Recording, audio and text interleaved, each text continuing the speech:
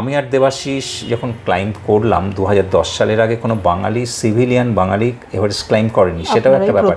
পশ্চিমবঙ্গ থেকে 3-4টে অ্যাটেম্প্ট হয়েছিল সিভিলিয়ানদের, কিন্তু সেগুলো সফল হয়নি, মানে ক্লাইম্ব হয়নি। তার জন্যে মানুষের মধ্যে বা আমাদের পর্বতারোহী মহলের মধ্যে একটা আকাঙ্ক্ষা ছিল যে এত কঠিন কঠিন সব শৃঙ্গ আরোহণ হচ্ছে, এভারেস্ট আরোহণ হচ্ছে না, কিন্তু আমি জানতাম আমি গেলে ক্লাইম্ব করতে পারবো। আচ্ছা, বাধা ছিল শুধু অর্থ। আপনারা দেখছেন সেলুলয়েড এবং আপনাদের নিজস্ব ইউটিউব চ্যানেল।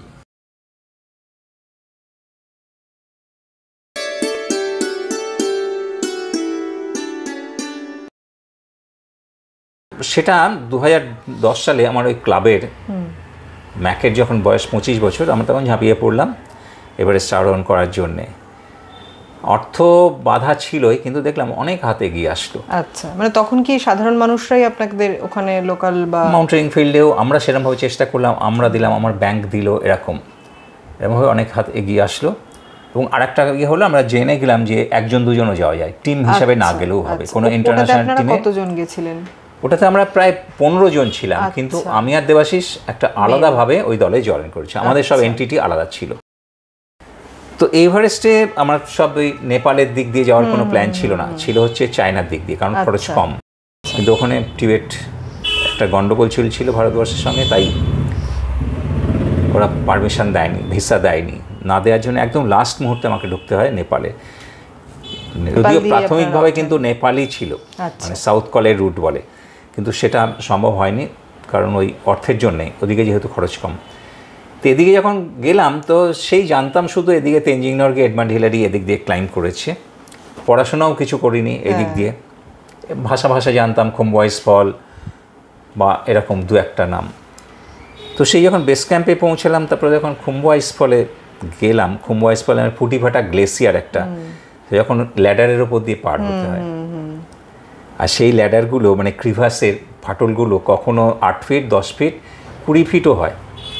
যখন 20 ফিটের একটা ক্রস করতে হয় তখন হচ্ছে 3টে ল্যাডার, 4টে ল্যাডার মানে জোড়া দিয়ে করতে হয়, অ্যালুমিনিয়ামের ল্যাডারগুলো। আর নিচে তাকালে তো তখন নিচে তো ক্রিভাস, মানে একদম অতল খাদ, ধরার কিচ্ছু নেই। পায়ে হচ্ছে ক্লাইম্বিং বুট, তার নিচে কাঁটা লাগানো ক্র্যাম্পন বলে, মানে সমানও নয়, সেই ক্র্যাম্পন কাঁটা, তারপর পিঠে তো কিছু লোড আছেই, তো সেই নিয়ে পার হতে হবে। প্রথমে যখন এক পা দিচ্ছি তো তখন তো ভয়ে পিছিয়ে আসছি। যাই হোক, পাশে দড়ি রাখা থাকে, দড়ি বাঁধা থাকে, যদি কোনো কারণে ফল হয় তাহলে আটকে যায়, মারা যায় না, কিন্তু তাকে রেস্কিউ করা খুব প্রবলেম হয়। তো সেইটা যখন পার হতাম, প্রথম দিকে যখন পার হচ্ছিলাম, এবং ওই ক্যাম্প 1-এ যাওয়ার পথে ওটা পড়ে বেস ক্যাম্প থেকে, কখনো 8টা, 10টা, 15টা, 20টা এরকম ল্যাডার 20 বার পার হতে হয়। তো ওইটা একটা খুব মানে রোমাঞ্চ মনে হতো। পরের দিকে মনে হতো ওই নিচের দিকে ইচ্ছা করেই তাকাতাম, বেশ একটা ভয় লাগতো, কিন্তু আবার পার হয়ে যেতাম। হ্যাঁ, তো এইটা হচ্ছে খুমবয়েস ফলের, মানে নেপালের রুটের হচ্ছে এভারেস্টের মজা। আর ওই আগে বললাম ক্লাইম্ব করার তো আমাদের প্রবলেম ছিল না। এই ইয়েতে বলে দিই, যখন ক্লাইম্ব করে ফিরলাম বেস ক্যাম্পে, তখন সবাই বলাবলি করছে যে হিলারি স্টেপ হচ্ছে খুব ডিফিকাল্ট। তার আগে অত নাম শুনিনি হিলারি স্টেপের ব্যাপারে। ফিরে এসে দেবাশিস কোনটারে হিলারি স্টেপ? তখন বলছে ওই লাস্টের 29,028 ফিট, তো একদম তার 50 ফিট 60 ফিট নিচে রক আছে, রক ওয়াল ক্লাইম্ব করতে হয়। আচ্ছা, তো দড়ি লাগানো থাকে। আপনারা কি ওই রাস্তা দিয়ে গেছিলেন? ওটাই যেতে হবে, ওটা দিয়ে যেতে হবে। কিন্তু তখন জানতেন না যে ওটা হিলারি স্টেপ। পারিনি ওটা, যে আমরা এত ভালো রক ক্লাইম্বিং করতাম এখানে, তো সেটা আমাদের কোনো ইয়েই হয়নি। তো পরে নিজেরাই হাসছিলাম যে ওইটা হিলারি স্টেপ, এটাকেই সবাই বলে যে এত ডিফিকাল্ট। আসলে এভারেস্টের হয় কি, এভারেস্টে না লজিস্টিক সাপোর্ট এত ভালো যে যেখানে ডিফিকাল্টিস সেখানে দড়ি লাগানো হয়েছে, সেই জন্যে যারা ক্লাইম্বিংয়ে একটু দক্ষ তাদের কোনো অসুবিধা হয় না। আর এই যে হলুদ বুটের যেটা বলা হচ্ছে, যেটা দেখা যায় ওখানে, সেটা কি আপনারা দেখেছিলেন? না, আমরা দেখিনি। কারণ হচ্ছে আছে নাকি এগুলো জাস্ট একটা মানে মিথ কিছু? হ্যাঁ, এরকম ব্যাপার আছে, হয়তো কখনো ছিল। এভারেস্টে হয় কি, আমরা বেস ক্যাম্পে যখন থাকি, বেস ক্যাম্পে হচ্ছে আমাদের যে হিউম্যান ওয়েস্ট, সেটাকেও একটা ড্রামের মধ্যে সেটাকে জমা হয়, সেটাকে ইয়াকের পিঠে করে ডিসপোজ করার জন্য নিচে নিয়ে আসতে হয় হিউম্যান ওয়েস্ট, তাহলে বডি ওপরে নেয় না, $4,000 ওরা এক একটা টিমের কাছ থেকে জমা রাখে। যদি কোনো কেউ মারা যায়, মারা তো যাই, সেই বডিটাকে টিমের দায়িত্ব নামিয়ে নিয়ে আসা। যদি না নিয়ে আসে তাহলে ওখানকার নিযুক্ত শেরপাড়া ওগুলো নামিয়ে নিয়ে আসে, ওই $4,000 বিনিময়ে ওরা নামিয়ে নিয়ে আসে। সেজন্য কোনো বডি এখন আর পড়ে থাকে না। আগেকার হয়তো কিছু বডি পড়ে আছে, এদিক ওদিক হয়ে গিয়েছে, যখন এত লজিস্টিক্স ছিল না তখন, বা হেলিকপ্টার রেস্কিউ ব্যাপারগুলো ছিল না তখন, কিন্তু আমরা কখনো কিছু দেখিনি এগুলো। এই যে আপনি তিনটে মাউন্টেনিয়ারিং এর কথা বললেন, এভারেস্ট, অন্নপূর্ণা আর কাঞ্চনজঙ্ঘা, এই তিনটের মধ্যে আপনার সব থেকে কঠিন কোনটা লেগেছে? অভিজ্ঞতার ভিত্তিতে অবশ্যই অন্নপূর্ণা। কারণ অন্নপূর্ণার হাইট বেশি নয়, 8,060 মিটার, 8061, মানে 10ম উচ্চতম। কিন্তু অন্নপূর্ণা জানতাম এত একটা জায়গায় এত অ্যাভালাঞ্চ প্রোন, মানে সেখান দিয়েই যেতে হয় এবং সেখানে অ্যাভালাঞ্চ আসে। তার জন্যেই যারা 14,000-8,000 মিটারের পিক আছে, যারা এগুলো ক্লাইম্ব করতে চায়, তারা একদম শেষের দিকে রাখে অন্নপূর্ণা। কারণ আমি যদি মারা গেলাম তাহলে আমি 8টা, 9টা, 10টা, 11টা, 12টা, 13টা করে তারপরে মারা গেলাম। ওই যে বললাম 100 জনের মধ্যে 35 থেকে 33 জন মারা যায়। তো অন্নপূর্ণা অবশ্যই ক্লাইম্ব ডিফিকাল্ট, এবং আমরা সেই বিপদের মধ্যেও পড়েছিলাম, অ্যাভালাঞ্চের মধ্যে পড়েছিলাম। কপাল ভালো, মানে লাক তো একটা ফ্যাক্টর। যে অ্যাভালাঞ্চটা এসেছিল সেটা এত উঁচুর থেকে পড়ছিল, আইসের টুকরোগুলো সব ধাক্কা খেতে খেতে পাউডার হয়ে গিয়েছিল। তার জন্য হয়েছে আমাদের যখন ধাক্কা মেরেছে, ওগুলো গায়ে ধাক্কা মেরে যা সরে গিয়েছে, কিন্তু আমাদের কোনো বিপদ হয়নি। এবং তারপরেও আছে আর অন্নপূর্ণা আরেকটা ডিফিকাল্টিস হচ্ছে, যে রুট দিয়ে আমরা গিয়েছিলাম সেটা হচ্ছে একদম ভার্টিক্যাল আইস ওয়াল আছে। সেই ভার্টিক্যাল আইস ওয়ালও ক্লাইম্ব করার সুবিধা, দড়ি লাগানো আছে, কিন্তু ট্র্যাভার্স করে যেতে হয়, আড়াআড়িভাবে যেতে হয়। আইসে আড়াআড়ি করে ক্লাইম্ব করা, ওই ক্র্যাম্পন পেপার খুব ডিফিকাল্ট। তো অন্নপূর্ণার অবশ্যই ডিফিকাল্ট, কাঞ্চনজঙ্ঘাও ডিফিকাল্ট, কিন্তু যদি তুলনা করি তাহলে কিন্তু অন্নপূর্ণা ডিফিকাল্ট। এবার যেটার জন্য মানে আমরা সবাই, মানে বাঙালি হিসাবে আমরা সবাই অত্যন্ত ভয় পেয়েছিলাম, এবং আমার মনে আছে আমার বাবা এসে সকালবেলা খবরের কাগজে খবরটা দেখিয়েছিল, ধৌলাগিরি, যেখানে মানে আপনার লেখাটায়, আনন্দবাজারের লেখাটায় আজকে সকালে আমি পড়ছিলাম আসার আগে। তো ওটা তো মনে হয় এগুলোর মতো অতটা ভয়ঙ্কর ছিল না, কিন্তু কোনো একটা কারণে আপনারা বিপদে পড়ে গেছিলেন, সেরকম কি হয়েছিল ব্যাপারটা? না, পাহাড় প্রত্যেকটাই কিন্তু ডেঞ্জার। অ্যালটিটিউড 10,000-এর ওপরে যেই যাবে, 11,000, 12,000-এর উপরে যেই যাবে, ডিফিকাল্ট, ডেঞ্জার। সেই জন্যে অ্যালটিটিউড ওই কোনো পিক দেখে হয় না।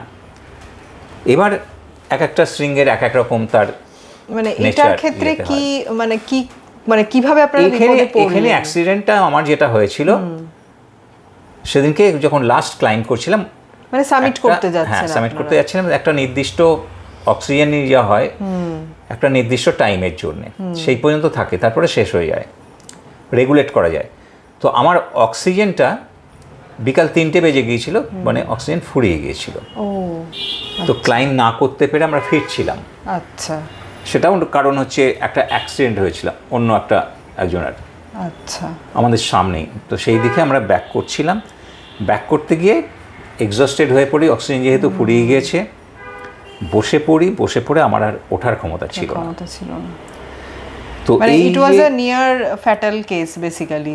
না, আমি 25,000 ফুটের উপরে, এটা মানে 7,800 মিটারে হয়েছিল। এটা 7,800 মিটার মানে প্রায় ডেথ জোনের কাছে।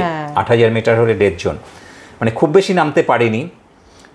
ওই রাত্রিবেলা হয়তো 3টে-4টের সময় ব্যাক করছিলাম, 7টা-8টার মধ্যে, তারপরে আর আসতে পারিনি। ও সেইটুকুনি আসতেও অসুবিধা হচ্ছিল। মানে আপনি অক্সিজেন ছাড়া ওখানে কতক্ষণ ছিলেন? আমি 16 ঘন্টা পড়েছিলাম ওখানে। ওকে, আমার বাঁচার কোনো কথা ছিল না, কথাই সম্ভব নয়। ওইখানে ওই উচ্চতায় ওপেন এয়ারে কেউ যদি পড়ে থাকে, এমনিই কোলাপস হয়ে যাবে ঠান্ডাতে।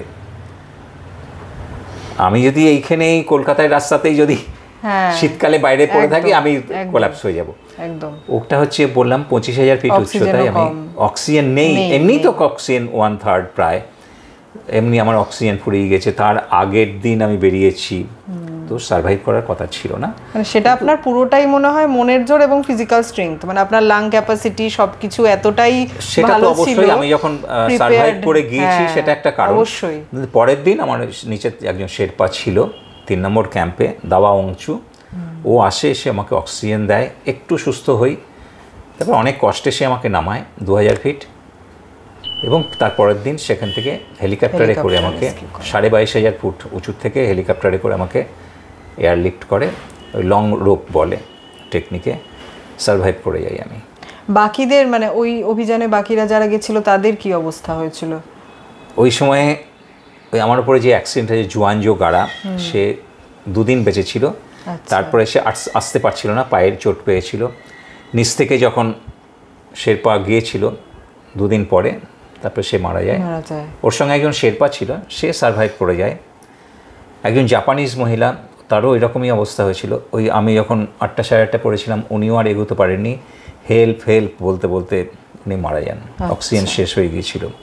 ওর একজন শেরপা ছিল, 2জন শেরপা ছিল, একজন শেরপার নিচে ক্যাম্পে ফিরেছিল, আর একজন শেরপাও ক্যাম্পে ফিরেছিল, কিন্তু তার হাই অ্যালটিটিউড সিকনেস হয়ে গিয়েছিল, পায়ের ক্র্যাম্পন হাতে করে নিয়ে বসছিল সে, বাবা। দিয়ে একটা তাঁবু ছিল, তাঁবুতে ঢুকেছিল, তারপর কোনো সময় বেরিয়েছে, স্লোপের ওপরে ক্যাম্পটা ছিল, বেরিয়েও কোথায় স্লিপ কেটে চলে গিয়েছে আর খুঁজে পাওয়া যায়নি। মানে আমি এত লাকি ছিলাম যে সার্ভাইভ করে গিয়েছিলাম, কিন্তু 3 জন ওই জায়গাতেই মারা গিয়েছে। এই যে ধরুন মানে এটাতে তো এই অভিযানে ধরুন নিজে আপনি মৃত্যুকে দেখে ফিরেছেন, অনেক সময় নিশ্চয়ই এমনও হয়েছে যে পাশে একজনকে মানে মৃত্যুবরণ করতে দেখেছেন, তার সত্ত্বেও আপনাকে সামিট করে আসতে হবে বা কিছু একটা অ্যাচিভ করতে হবে, এরকম পরিস্থিতি কি কখনো হয়েছে, বা তাকে ছেড়ে আসতে হয়েছে, এরকম কোনো অভিজ্ঞতা যে পাশে একজনকে মৃত অবস্থায় দেখছি বা সে মৃত প্রায়, তাকে হাজার চেষ্টা সত্ত্বেও নিচে নাম আনার যে একটা বেদনা বা ব্যথা, সেই রকম কোনো পরিস্থিতিতে কি আপনি কখনো পড়েছেন? আমি এরকম কখনো পড়িনি, কিন্তু যখন এভারেস্টে যাচ্ছি তখন শুনেছিলাম একজন রাশিয়ান ক্লাইম্বার মারা গিয়েছে। যখন 3 নম্বর থেকে 4 নম্বরে লাস্ট ক্যাম্পে যাচ্ছি, হঠাৎ তাকিয়ে দেখি একজন ক্লাইম্বারকে দড়িতে টেনে টেনে নিয়ে আসছে, খুব কষ্টকর। দুদিক দিয়েই নামিয়ে নিয়ে আসাও যা কষ্টকর, তেমনি আমাদের মতন যারা ক্লাইম্ব করতে এত প্যাশান আমাদের, তখন ওই যে একজন ক্লাইম্বারকে নামিয়ে নিয়ে আসছিল ওইভাবে, সব ভালোবেসেই এসছিল, তো তাকে ওরকম দেখেছি। কিন্তু আমার সঙ্গে এরকম হয়নি যে কেউ অসুস্থ হয়ে গেছে, তাকে রেস্কিউ করার দরকার, তাকে ছেড়ে দিয়ে গিয়ে ক্লাইম্ব করলো, এতে হয়তো শুনেছি হয় এরকম। প্র্যাকটিক্যালি আমার হলে আমি কি করতাম বা কিন্তু আমার নিজের অভিজ্ঞতা এরকম কখনো হয়নি। আর ধৌলাগিরিতে গিয়ে কি আপনার ফ্রস্ট বাইট হয়? মানে সেখানে ওই ধৌলাগিরিতে সারা রাত যেটা পড়েছিলাম বললাম, সেই রাত্রে কিছু হয়নি, কারণ পেম্বা আমার তো ভালো ইকুইপমেন্ট পরেছিলাম, জুতো ফুতো পরেছিলাম, সেইভাবেই সব পরেছিলাম, ক্লোদিংগুলো সেরকম ছিল। কিন্তু পরের দিন যখন আমাকে জুতো খুলে তাঁবুতে ঢুকতে হয় এবং তারপরে বেরোতে হয়, সকালে আবার যখন নামায়, তো তখনই মনে হয় পায়ের ফ্রস্ট বাইট হয়। শুধু ফ্রস্ট বাইটে পায়ের আঙ্গুলগুলো যায় না, আমার হাঁটুর কাছে, থায়ের কাছে মানে ঘষা লেগে মাংস বেরিয়ে গিয়েছিল। হ্যাঁ, এখনও সেসব দাগ আছে, অনেক দিন পরে সেগুলো ঠিক আছে, মানে চামড়া উঠে পুরো থকথকে। মানে ওটার পরে তার মানে আপনাকে অনেক দিন আমাকে ট্রিটমেন্টে থাকতে হয়েছিল।